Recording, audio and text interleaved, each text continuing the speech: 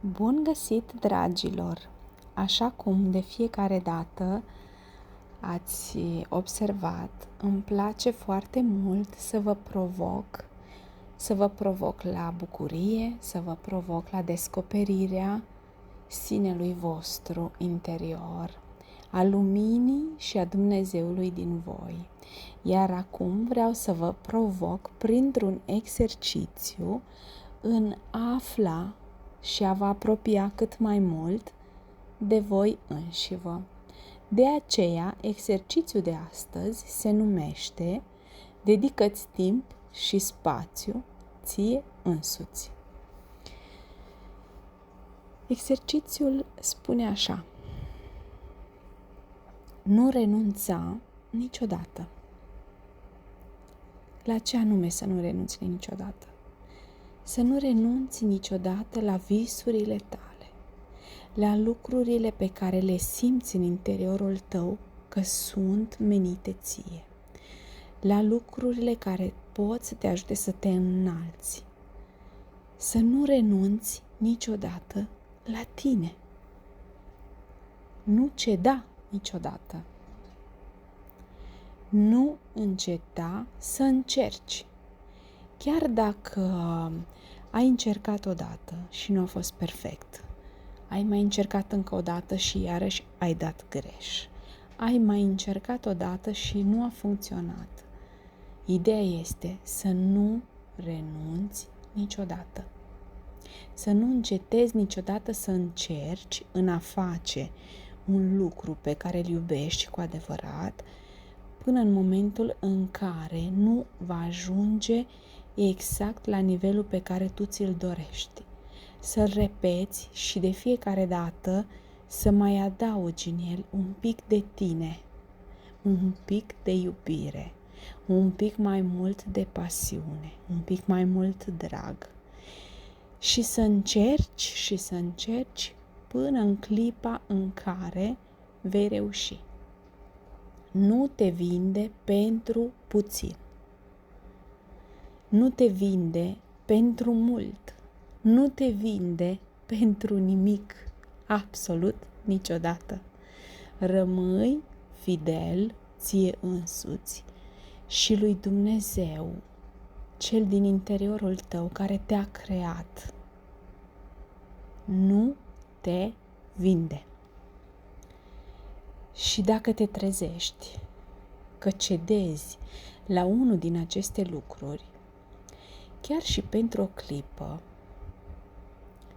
ridică-te, reprinde-te, spune o rugăciune și începe de unde ai rămas. Spune un citat de Godrich. Cheia pentru a merge dincolo de judecată este foarte simplă. Învață să te dedici ție, iubind tot ceea ce ești, defectele inclusiv. Cele mai profunde vindecări au loc atunci când înveți să fii cel mai bun prieten al tău. Așa cum spune Dumnezeu, primul și cel mai important lucru dintre toate este acela de a nu judeca.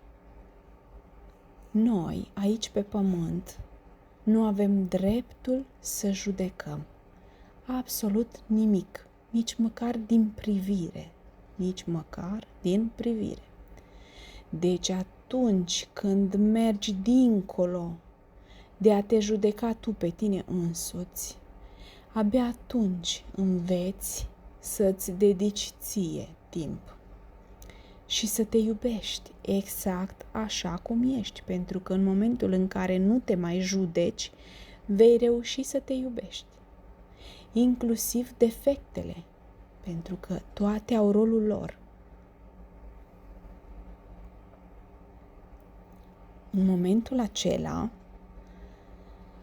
magnetismul tău va crește. Dialogul tău interior se va baza pe iubire. Iar puterea și stima de sine care vor apărea din toate acestea vor fi ceva atât de puternic încât chiar și fără să vorbești oamenilor, aceștia îți vor recunoaște lumina și te vor recunoaște ca femeie și fiică a luminii sau ca bărbat și fiu al luminii, al iubirii. Conectați-vă la această nouă energie care se află în interiorul fiecăruia. Treceți de la vechi la nou. Răspundeți ție la aceste întrebări, calm și centrat. Acesta este primul pas.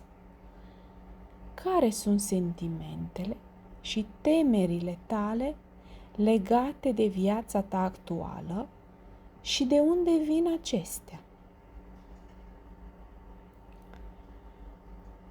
A doua întrebare. Îți găsești valoarea în modul în care apari sau dintr-o sursă internă bazată pe acceptare și respectul de tine însuți? 3. Îți bazezi valoarea pe cât de mult îți pasă de ceilalți în defavoarea ta sau recunoști valoarea și importanța îngrijirii și descoperirii tale cu adevărat? 4.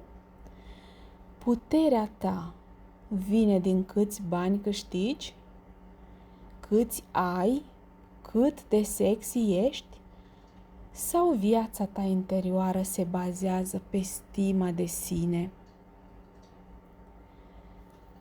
Continuă să te întrebi și scrie ce este cu adevărat puterea pentru tine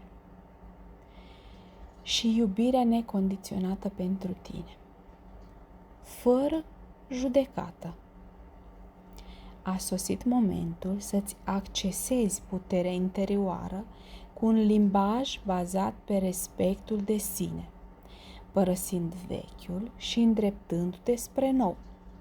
Adu-ți aminte că Iisus Hristos spune: iubește-te pe tine însuți, iar apoi să-ți iubești aproapele ca pe tine însuți. A dobândi această nouă iubire de sine înseamnă să ai curajul de a dezlega încurcăturile limitărilor, judecăților interioare și a permite adevărului tău, adevărului luminii din interiorul tău să strălucească și să te iubești pe deplin tot timpul. Vă doresc succes la acest exercițiu. Vă iubesc, vă îmbrățișez și ne întâlnim data viitoare la un alt exercițiu. Slavă lui Dumnezeu! Vă iubesc!